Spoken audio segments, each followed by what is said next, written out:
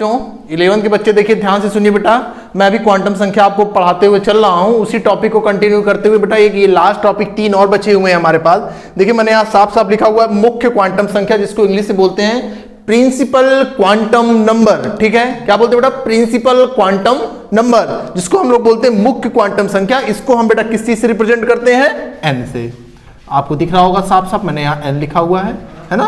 किससे रिप्रेजेंट करते बेटा? एन से रिप्रेजेंट करते हैं। ठीक है, कोई प्रॉब्लम नहीं, रिप्रेजेंटेशन ये अपने आप से दी गई, इसमें कोई आपको बहुत ज्यादा अपना दिमाग खराब करने की जरूरत नहीं है। ठीक है, उसके बाद क्या बेटा? दिगंसी क्वांटम संख्या, जिसको हम बोलते हैं एजीमोथल क्वांटम नंबर। एजीमोथल क्वांटम नंबर बोलते हैं, जिसको हम लोग एल से रिप्रेजेंट करते हैं। अभी मैं इस पे आता हूं। ठीक है, वेट।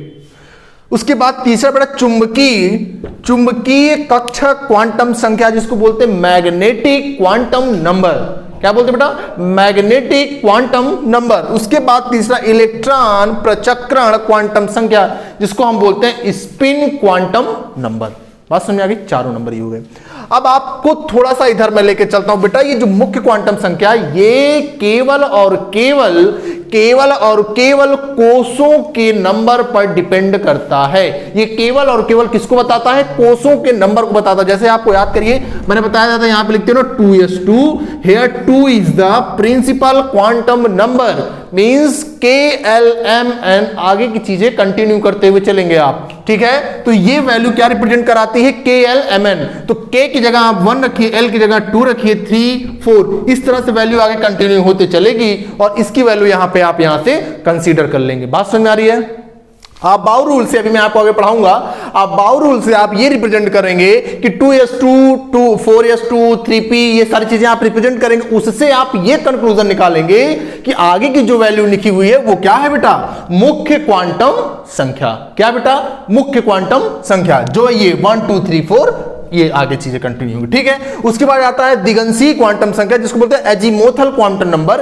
इसको बेटा फाइंड करने के लिए हम लोग 0 to n-1 फॉर्मूलाज लगाते हैं। ठीक है, 0 to n-1। जैसे मैं एक्चुअली आपको बताना चाहूंगा दिगंसी क्वांटम संख्या, जब बेटा आप ऑर्बिटल्स बनाएंगे, ऑर्बिटल्स बनाते हैं कक्षक कुछ इस प्रकार से बनाते हैं। याद करिए, अगर आपको थोड़ा सा याद भी मैं पढ़ाने वाला हूं, अभी आगे आप केमिकल बॉन्डिंग पढ़ाऊंगा, आपको रासायनिक बंध, उसमें मैं आपको खूब डिटेल में सारी चीजों को बताऊंगा। ठीक है, तो ये देखिए, जैसे ये S का हो गया, ये देखिए P का हो गया। ठीक है, ये देखिए P का हो गया। ठीक, तो बेटा ये जो डिब्बे बन रहे हैं, ये जो ऑर्बिटल्स बन रहे हैं, इस ऑर्बिटल्स की एक दिगंसी वर्ड होता है, दिगंसी नंबर होते हैं L। जैसे ये इसके लिए 0 है, इसके लिए बेटा बीच में 0, एक साइड -1, एक साइड +1। ये जो वैल्यू है बेटा, यही क्या है? दिगंसी क्वांटम संख्या। जैसे मैं यहां लिख दूं आपके लिए, मे भी वहां से ना क्लियर दिख रहा हो, ये 0 हो गया। किसके लिए बेटा? S के लिए। और ये देखिए P के लिए, देखिए ये देखिए, ये किसके लिए बेटा? P के लिए। P के लिए तो एक बीच वाली वैल्यू 0 और एक साइड -1, एक साइड +1। तो ये जो माइनस से +1 आई है वैल्यू, यही क्या है बेटा? दिगंसी क्वांटम संख्या। इसको आप कहां से फाइंड करेंगे? 0 to n-1। बात समझ में आ गई? बात समझ में आ गई? अब आते हैं बेटा चुंबकीय कक्षक क्वांटम संख्या। मैग्नेटिक क्वांटम संख्या बेटा क्या है? मैग्नेटिक क्वांटम संख्या बेटा -L, -L-2, इस तरह से आप वैल्यू चुंबकीय क्वांटम संख्या की आप फाइंड कर सकते हैं। बात समझ में आ रही है? इस तरह से आप पहले आप सीरियल वाइज, पहले आप n निकालिए, फिर उसकी वैल्यू L में रखिए, फिर यहां से जब L की वैल्यू आ जाए तब आप किस में रखिए? मैग्नेटिक क्वांटम संख्या में। ये ऐसे -1, ये देखिए लिखा हुआ मैंने -1, 0, +1, ये देखो इस तरह से वैल्यू आपको वहां पे पुट करनी है। बात समझ में आ गई?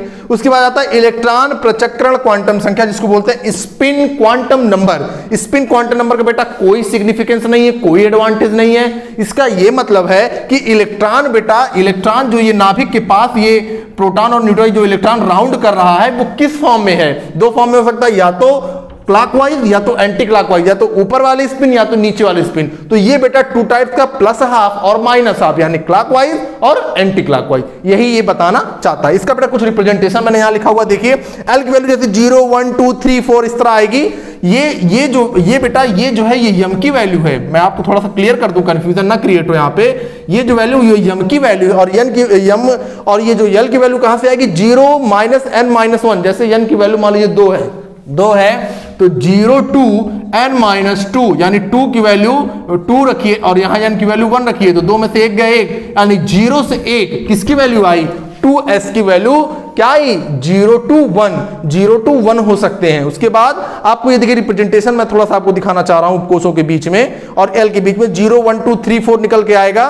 तो जो वैल्यू निकल के आएगी, जो वैल्यू 1 निकल के आ रही, 1 के लिए यहां क्या है बेटा, 1 के लिए आप देखिए 0 है तो 0 में से 1 जाएगा, कितना आएगा 0 ही तो आएगा। तो ये जो 0 वैल्यू वो किसकी आ रही है, यस की आ रही है, यानी 2s पे कौन है बेटा, यस है, जिसकी वैल्यू क्या है 0 है। ठीक, उसी तरह p की, उसी तरह d की आप वैल्यू रखते जाएंगे। आप यहां से फार्मूला में से 0 - n - 1 करेंगे, अपने आप वैल्यू निकल आएगी। ठीक, उसके बाद ये देखिए थोड़ा सा रिप्रेजेंटेशन मैंने किया हुआ है कि 0 के लिए यस, 1 के लिए p, 2 के लिए d, ये l की वैल्यू है और ये क्या है, सबसेल है, इसको बोलते हैं उपकोष। बात समझ में आ गई, उपकोष है बेटा, उपकोष है, ये l की वैल्यू है, यहां से फाइंड कर लेंगे आप। ठीक है, ओवरऑल बेटा यही है सारा दिगंशी, ये पूरा क्वांटम संख्या हो गया। अब मैं आपको नेक्स्ट टॉपिक पढ़ाऊंगा आपके सिलेबस के अकॉर्डिंग, आप अपने कॉपी में नोट कर लीजिएगा। Thank you so much.